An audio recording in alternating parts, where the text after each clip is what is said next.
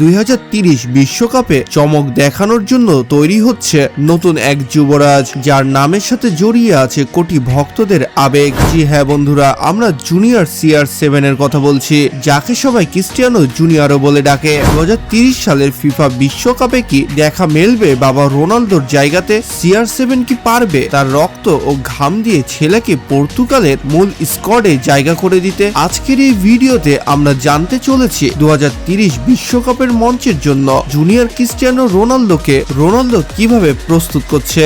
শেষটা জানলে আপনিও অবাক হবেন, তাই চ্যানেলটি সাবস্ক্রাইব করে থাকুন ভিডিও শেষ মুহূর্ত পর্যন্ত। ক্রিস্টিয়ানো রোনালদোর বড় ছেলে জুনিয়র ক্রিস্টিয়ানো রোনালদোর জন্মগ্রহণ হয়েছিল 17 জুন 2010 সালে এবং সেই অনুযায়ী তার বর্তমান বয়স 16 বছর। জি হ্যাঁ বন্ধুরা, বয়স সবেমাত্র 16 পেরিয়েছে। আর এর মধ্যে জুনিয়র ক্রিস্টিয়ানো রোনালদোর শারীরিক গঠন ও ফুটবলের স্কিল তাক লাগানোর মতো। জুভেন্টাস, ম্যানচেস্টার ইউনাইটেড এবং বর্তমানে আল নাসার যুব একাডেমিতে খেলে সে নিজেকে অন্য উচ্চতায় নিয়ে গেছে।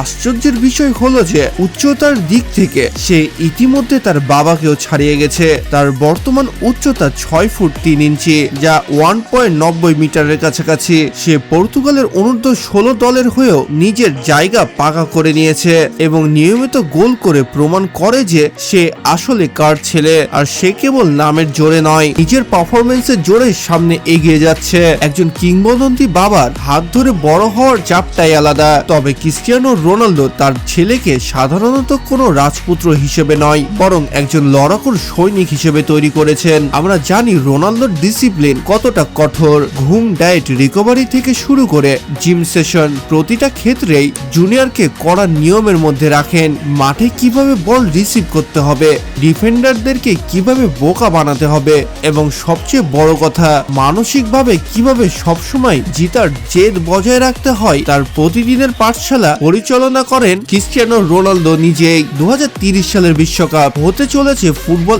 ইতিহাসের অন্যতম ঐতিহাসিক একটি আয়োজন, কারণ এই টুর্নামেন্টে 100 বছর পূর্ণ উপলক্ষে ফিফা বিশ্বকাপ ও পর্তুগালের অন্যতম আয়োজক দেশ হওয়ার দৌড়ে রয়েছে। ফুটবল বিশ্লেষকদের অনেকের মতেই 2030 সালে রোনালদোর হয়তো নিজ মাঠ থেকে কিংবা ডাগ আউট থেকে ক্রিস্টিয়ানো রোনালদো তার ছেলের খেলা দেখতে পারবে, যা হবে এক রূপকথার নিখুঁত সমাপ্তি। তবে পথটি সোজা নয়। তাছাড়া জন্মসূত্রে আমেরিকা বা স্পেনের হয়ে খেলার সুযোগ থাকলেও জুনিয়র এখন পর্যন্ত পর্তুগালের জার্সি গায়ে নিজের সব মনোযোগ নিবন্ধন করে রেখেছে। যদি সে এই ফর্ম ধরে রাখতে পারে, তবে 2030 সালের বিশ্বকাপ তাকে পর্তুগালের জার্সিতে ফরওয়ার্ড লাইনে দেখা যাওয়াটা অসম্ভব কিছু নয়। জি হ্যাঁ বন্ধুরা, কারণ আমরা সকলেই দেখেছি ক্রিস্টিয়ানো রোনালদো তার ছেলেকে ছোটবেলা থেকেই কোনো ফোন দেয়নি। মানে জুনিয়র ক্রিস্টিয়ানো রোনালদো সাধারণ 10টি ছেলের মতো ফোন দেখে ও কার্টুন দেখে বড় হয়নি। সে সবসময় তার বাবার সাথে সময় কাটিয়েছে। আর তার বাবা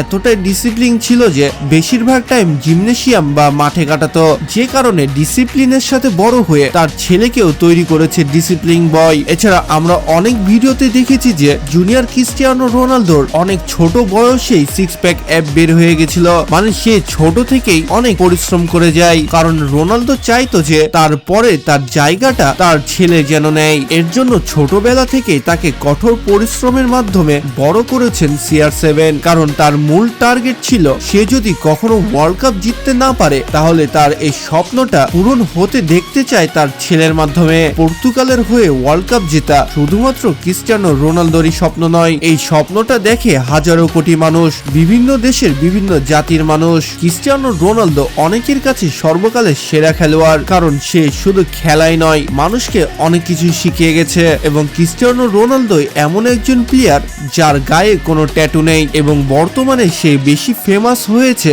আল নাসার টিম থেকে খেলার পর ইসলামিক কিছু বাক্য ব্যবহার করার জন্য। জি হ্যাঁ বন্ধুরা, তাকে মাঝে মধ্যে বিসমিল্লাহ বলে শট করতে দেখা যায়। তার ছেলে শিওর হওয়ার জন্য ইনশাল্লাহ বলে, যে কারণে মুসলিমদের কাছে প্রিয় হয়ে উঠেছেন তারা বাপ ছেলে দুইজনাই। তো 2030 বিশ্বকাপ আসতে এখনো 4 বছর বাকি। এই 4 বছরের মধ্যে রোনালদো কি পারবে তার ছেলেকে তৈরি করতে? সে কি পারবে তার মুকুটটা খুলে তার ছেলের মাথায় পরিয়ে দিতে? এবং জুনিয়র ক্রিস্টিয়ানো রোনালদো বর্তমানে একেবারে চুপচাপ রয়েছে, এমনকি তাকে ওয়ার্ল্ড কাপেও খুব কম দেখা গেছে। হয়তো সে নিজেকে তৈরি করছে নেক্সট ওয়ার্ল্ড কাপের জন্য। এখানে সে অনূর্ধ্ব 16 হয়ে অলরেডি পর্তুগালকে রিপ্রেজেন্ট করছে। সেখানে 3-4 বছর পরে কি পারবে 20 বছর বয়সী হয়ে পর্তুগালকে রিপ্রেজেন্ট করতে? যদি সে তার বাবার গাইডলাইন অনুযায়ী চলে তাহলে এটা অসম্ভব কিছুই না। আমরা 2030 সালে না দেখতে পেলেও তার মধ্যে যে ডেডিকেশন রয়েছে 2034 সালের বিশ্বকাপে তাকে আমরা অবশ্যই দেখতে পাবো। তাহলে যারা মনে করছিলেন রোনালদোকে আর হয়তো দেখতে পাবেন না নেক্সট ওয়ার্ল্ড কাপ গুলোতে, তাদের ভুল ধারণাটা ভেঙে যাবে। কারণ তার ছেলে যখন ওয়ার্ল্ড কাপ কাঁপাবে তখন তার ছেলের কোচ হয়ে দাঁড়িয়ে থাকবে এই সর্বকালের সেরা খেলোয়াড়টি।